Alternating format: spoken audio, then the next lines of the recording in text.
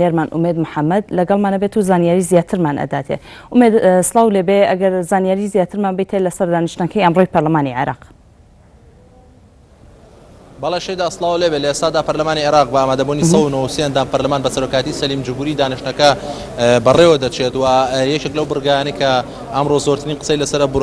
بڕگەی پرۆژە یاسای ڕوبەڕووبوونەوەی تیرۆرە بەڵام جگە لەم پرۆژە یاسایش لە ئێستادا لە نەسیاسەکان مشتومڕی ئەو دوو بڕگەیەن کە لیژنەی یاسایی دوێنێ پێرێ لە راپۆرتی کۆتایی خۆیدا کە پێشکەشی پەرلەمانی کردو دوو بڕگەی زیاد کردو بۆ دیاریکردنی ویلایەتی سەرۆکایەتی هەرێمەکانی عێراق کە ئێستا هەرێمی کوردستان تاکە هەرێمە لە تایبەتە بە عێراق و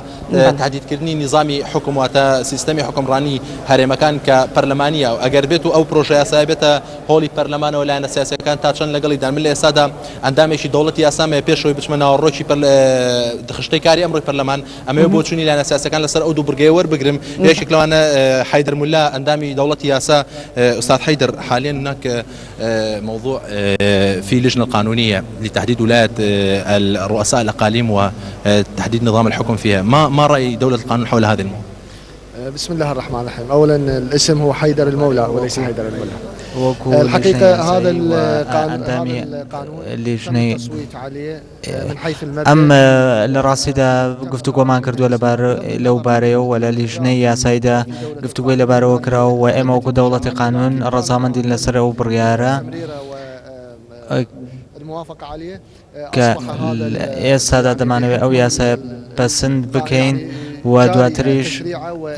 ولا دواتريش دا رواني بكين بو أنجمني نيراني عراق دياري كردني دو ولايات ياخد ولاياتي سروكي هري مكان ياخد سروك وزيران وسروك كوماري عراق بدو ولايات بموجب الدستور العراقي بيستا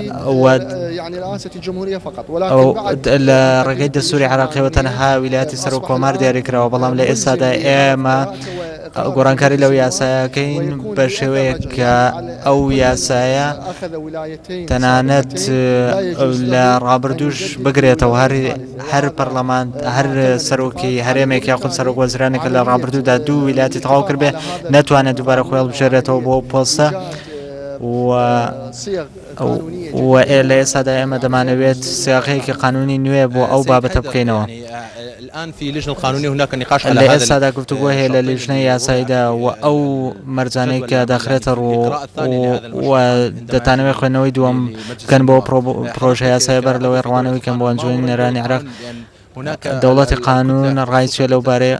وبتايبة حزب بارتي ديمقراطي كردستان لو بروايدك أو بروجه ياسايدا سورينيا آية ئێوە دەوڵەتی قانون دەنگ دەدەن لەسەر و بابەتە ئێمە وەکو دەوڵەتی قانون دەنگ دەدەین لەسەر و پرۆژە یاسایە ئەو بابەتەی کە ئێمە لەوانەیە دەنگی لەسەر نەدەین ئەوەیە کە گەڕانەوەی ئەو یاسایە بۆ ڕابردوو و لە ڕاستیدا ئەو یاسایە پێویستەکە کە لەو کاتەوەی کە دەردەکرێت جێبەجێ بکرێت بەو شێوێ دەکرێت ئێمە لەو بابەتەدا ئێمە ئامادەین کە دەنگی پێ بدەین ئەگەر بەو شێوەیە بێت ئەجونا بە شێوەی گشتی ڕەزامەندین لەسەر جگە لەم بابەتە لە ئێستادا گفتوگۆ و دەنگدان هەیە لەسەر یاخود خوێنەوەی دووەم هەیە بۆ یاسای پاسەوانی نیشتمانی کە سونەکان ڕەتی دەکەنەوە لەو بڕوادانیم کە سونیەکان ڕەتی بکەنەوە بەڵکو و ڕێککەوتنێک هەیە لەبارەی ئەو یاسایەوە کە هەندێک بابەتی تێدایە کە پێویستەکە دووبارە پێداچوونەوەی بۆ بکرێ و هەندێک لە مادەکانی ئەو پرۆژە یاسای ڕەت دەکەنەوە کە ئێمەش زۆر بەجددی تەماشایەکەین و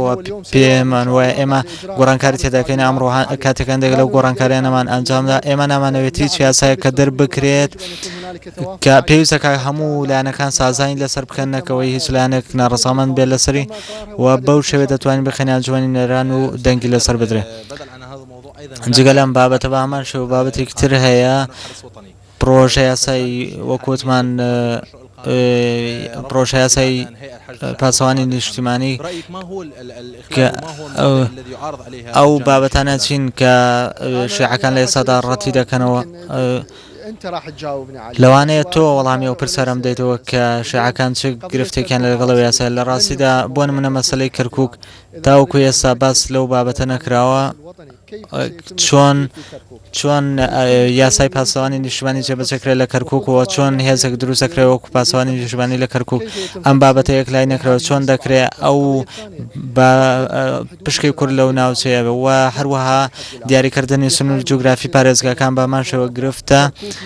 بۆ نمونە کەرکووک و نینەوە چۆن دەکرێت ئەم یاسای لەوێ جێبەجێکرێتەوە چۆن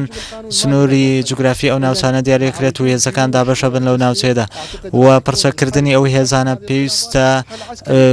شێوەیەکی سەربازی ئەم بابەتە یەکلایی بکرێت و ئێمە تەنها یاسایەک دەرەکەین کە لە ڕاستیدا قەیران و فەوزا و کێشە بۆ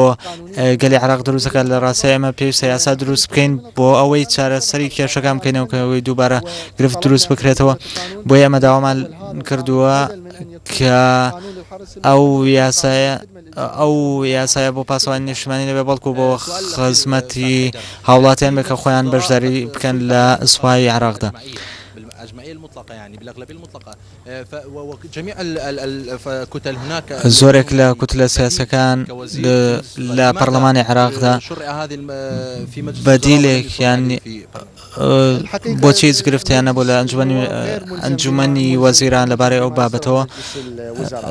مەرج نییە ئەنجومەنی نوێنەران ئەوە قوبڵ بکاتکەوە ئەنجومەنی وەزیران بۆی ڕائانە کردووە بەڵام ئەنجومەنی نوێنەران ئەو ئەتوانێت بڕات لە یاساکان بەوە هەروەها یاساکانی جدەر بکات و پێداچوونەوەیان بۆ بکات